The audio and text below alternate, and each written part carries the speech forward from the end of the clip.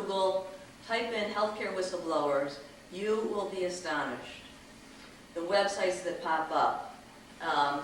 You know, get your free toolkit on how to blow the whistle on your employer. Make money. Call 1-800-whistleblower. There are tons and tons of websites now that encourage people to find some problem in the organization and pick up the phone and call the government and say, there's a big problem over at LSS, and here's what it is. You'll be the first to know about it, okay? They can recover up to 30% of any kind of revenue that the government gets back. Okay, this be a real problem. I mean, you can't make this up.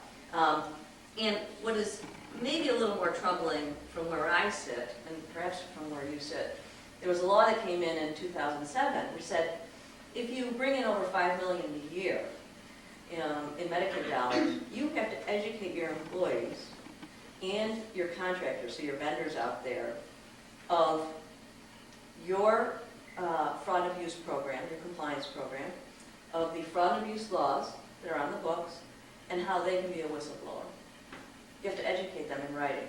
And so the employee handbook now has been revised to include language like that. It's not quite as blatant as, here's how to be a whistleblower. Try to sort of put that down in a place that doesn't jump out. But you as an organization have 4-point fonts. You have now maybe two. Good idea. So Yeah. paper too. Oh, it would, and we're all going green, so yes. But so all healthcare organizations out there that do over $5 million a year in business have to have this written notice go to employees, be in the handbook, go to their contractors. So if they didn't know that they could be a whistleblower before, and they happen to read this, they now know they can be a whistleblower. And the last point is just this trend towards criminalizing healthcare. Poor quality of care cases the government looks at and says that the care was so abhorrent, was so egregious, that it doesn't merit getting $200 a day. It was a total failure. You were supposed to do this, this, this, this, and this, and you didn't do 4 of the 5 things. Why should we pay you? Okay? I agree, not terrible, but to criminalize healthcare is a sort of big step in the legal world. And that's occurring. And that happened in the Jennifer Matthews case. And this is a case, you may have heard about it, where the family was upset about the care being rendered to their loved one. And so they called the government, the AG's office. And they said, Dad's just not getting turned in position every 2 hours. He's not being toileted. He's not ambulating, that kind of thing. What can we do about it? And the AG said, well, we'd like to put a camera in his room and video this so that we can build a case against this facility and against the employees who are responsible. And so they had a teddy bear. They implanted a camera in the teddy bear, put the teddy bear on the shelf, and they filmed a couple days worth, round the clock, 24/7, of what happened to Dad. And what happened wasn't a whole lot, unfortunately. It was not a whole lot. Dad lay there and didn't get the care that he deserved. And the aides were indicted. The nursing home paid penalties. They did avoid jail terms, for-profit organization. But it gives you a little flavor of how this can play out. And it's not,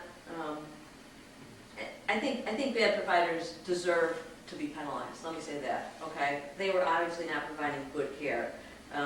But I also know of situations where the care is being provided, but the interpretation by the family is otherwise.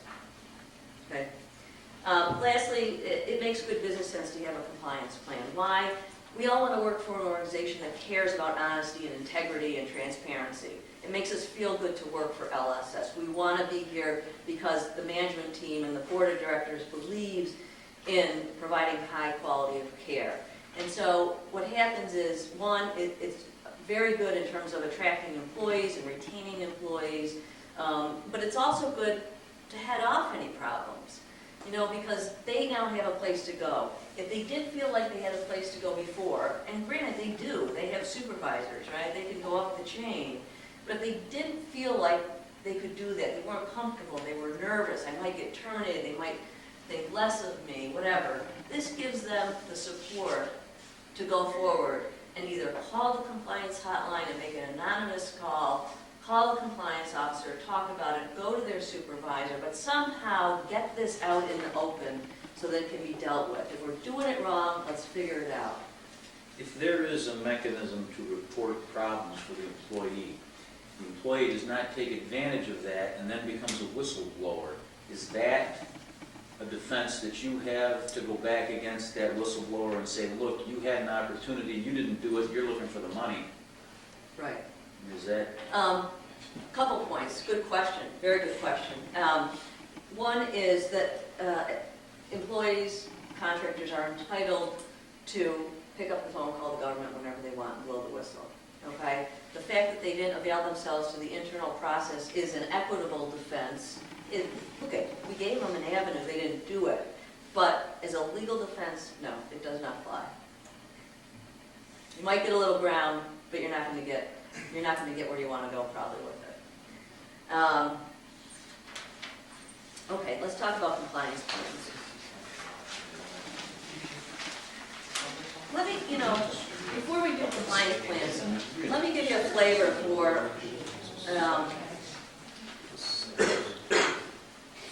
for the kinds of things that we're seeing, because I think it helps to make this real.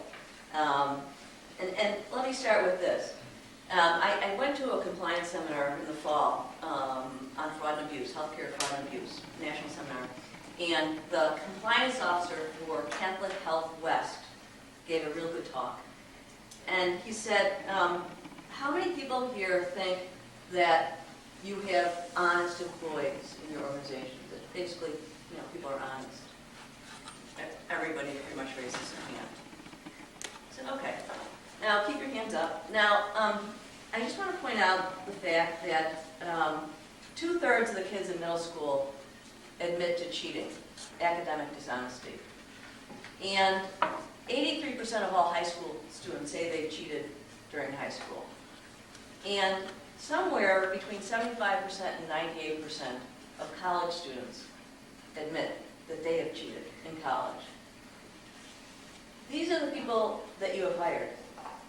How many people still want to keep their hands up? He said, these are the people you're going to be hiring. That was so sobering to me to hear that. And it is hard to believe, but that's what the research shows. And even if those numbers aren't quite right, it gives you a flavor. Let me tell you what we're seeing, what we have seen in our office, because it's always kind of like a new one all the time. We had a woman who came in to a not-for-profit. She applied for a job as a Medicaid service coordinator, which is the person that sort of coordinates all the services, Medicaid services for an individual with disabilities. Okay, I believe that you have MSCs in Rochester. She came in and applied for the job, required a 2-year degree plus experience or a 4-year degree. She wrote down she had a 4-year degree.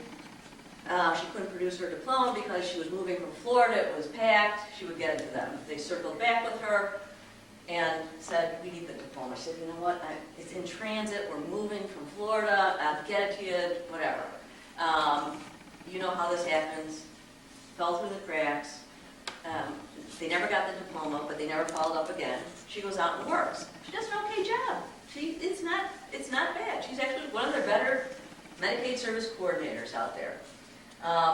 Then they do an audit, internal audit, okay, just to kind of get things in line. They go through people's credentials, look at them. Turns out, guess what? We don't have the diploma. They ask her, she says, I never went to school. And she said she had a BS in nursing, too. She wasn't an RN. BS in nursing. She wasn't an RN, so it wasn't like we could check on the state website. But that she had this nursing degree from Lycoming University in Pennsylvania. Yeah. We called the college. They had no record of her, interestingly. Oh, she was taking graduate courses, too. We had self-disclosed. We, the not-for-profit, had self-disclosed. We, as the law firm, recommended that the organization self-disclose to Medicaid that this person had been operating for 2 years and providing services for 2 years. without the requisite qualifications. We made all sorts of arguments about why she did a great job, she was capable, the people got the services, we were entitled to keep the payment, and guess what? Too bad. They paid back almost $100,000, okay, for her services. All right? Here, I told you about the, well, here's another turn in position case, nursing home case. The resident is assisted to the toilet. The aides leave. Resident falls off the toilet. Aides are out back smoking. Time goes on. I think they're watching a little TV, maybe too. They document that they are turning positioning every 2 hours, assisting with toileting. It's all documented, except the resident fell off the toilet and laid there with a broken arm for 2.5 hours. Okay, that would be a problem. That was a huge payback. Okay, nursing home case. And this is all Western New York. Home care agency, person's recruiting, and the recruitment office, you know, trying to get aides is always a real tough thing, even in your areas. And so here's the recruitment office for the home care agency. And guy comes in, he says, listen, I'd like to be an aide. And the employee says, great, it's a 2-week course. Oh, geez, I gotta work. I just moved here from New York City. I need to work. Is there any way that I could do this quicker, easier, shorter, whatever?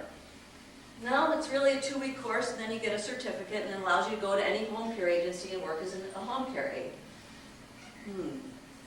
Geez, there's no way, huh? I mean, you know, could I shorten it? Maybe I could, you know, pay you some money. Oh, well, that's different. In that case,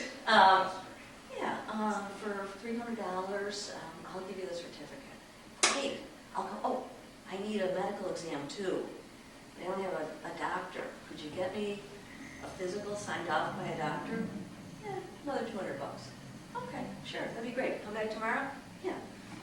Employee goes to the back room, pulls out file cabinets, certificates, other aides, copy, white out, types in the guy's name, pulls out an exam sheet, whites out, types, right? Gives him the stuff. He says, geez, I got a friend who wants to be an aide. Move with me from New York City. All right, you know, $300, sure. Yeah, same deal, tomorrow, yeah, okay. Same thing. Comes back again, he says, you know, is there any way that you could get me one more? Okay. Meet me, I don't want to meet here because, you know, they might be on to us. All right. Meet me in a hotel. Okay. You know, maybe we'll get to know each other. Fine. $200. Great. Goes to a hotel. The guy from New York City is an undercover for the AG's office, Medicaid Fraud Control Unit in Buffalo. He was wearing a camera in his pocket the whole time. I got a call on a Friday night from the AG who said, is such and such agency still your client? I said, depends. They said, because we have one of your employees here, and we have her on film as selling aid certificates to people who are not qualified. We have her for prostitution and for forging doctor signatures. I'm like, no, they're not my client anymore. And boy, was that an eye-opener, right in Buffalo. Lastly, during the audit, a lot of things come up. Audits are high-pressure situations. They drain the resources of the organization. They're a distraction. They're stressful. People get worried. They do things they shouldn't do when they know they shouldn't do. So during an audit, what we've seen is whiting out of medical records and supplementing with other information and handing those documents to the auditors. For instance, okay, here's the AM note for the AM nursing visit. Mrs. Smith got her insulin injection. Oh, great. We need the PM note. Oh. Copy. PM. Here you go. They say no. we only take original documents. Hello? I mean, you know, where's people's head at? It's unbelievable. It's obstruction of justice, by the way. The minute you get a knock on the door, and a lot of people don't understand, but it doesn't have to be, you know, the cops. It can be OMIG, it can be the AG's office. The minute there's a knock on the door, the organization has an obligation, legal obligation, to preserve the documentation and data, okay? That is a huge problem with these audits. You know, providers are trying so hard to provide the services with the money that they get from the government, that the minute that the government walks in the door, what happens? Oh my God, we're going to have to pay back money, we don't have the money, our records aren't that great, I'm going to make sure that the audit goes well. No, we all know that that's just wrong. And it's much harder to defend the obstruction of justice case than the original problem, which is, geez, we're missing a doctor's signature, okay? Much harder. I mean, I've had cases where I had one nurse, the auditors walked in, she freaked out, she packed up the medical records because she knew they were all bad, she put them in a hefty bag, she went to her van, and she was going to drive to her house and burn them. Talk about deer in headlights. I mean, crazy, crazy stuff. All this is going on right now. So, you know, it gives you a flavor for what's out there. All of which it leads to my final point, which is here's what we have to do to comply with the law, but probably more importantly, to prevent those kinds of situations. The compliance program at the top of page 5 lists the minimum scope. Okay, so the government says it has to apply to your billings, so the whole billing process has to come under this. The payment process, the revenue coming in, medical necessity and quality of care, that's a new one. Okay, the government wants to make sure that they're getting good quality in exchange for the money they're giving you, and the services are medically necessary. Governance, which is you all, mandatory reporting, other areas that you should identify. It's not a one-size-fits-all. You know, your compliance program won't look like the Heritage program or Niagara Lutheran's program or Elderwood's program. It will be different. It will be yours, okay? And it will be tailored to your needs and what you do and what you can do. But the key, above all, is that it be effective. Okay? I didn't draft this with Julie's help, just to have it on Julie's shelf, okay? This document has to be a working document, okay? It can't be dusty, because when the auditors come in now, they say, we want a copy of your compliance plan. They may even call. The Inspector General has been known to call organizations and say, hello, I'm Jim Sheehan, the Medicaid Inspector General for the state of New York. Who's your compliance officer? I don't know. You want do you want the CEO? Okay, I'll take the CEO. Mr. CEO, who's your compliance officer? Oh, it's, you know, that kind of thing. So you really have to make sure this program is effective, that it's pushed down to the level where employees know, you know, here's the number I call. You do a poster on the wall, compliance hotline number, okay? It has to be effective. Whatever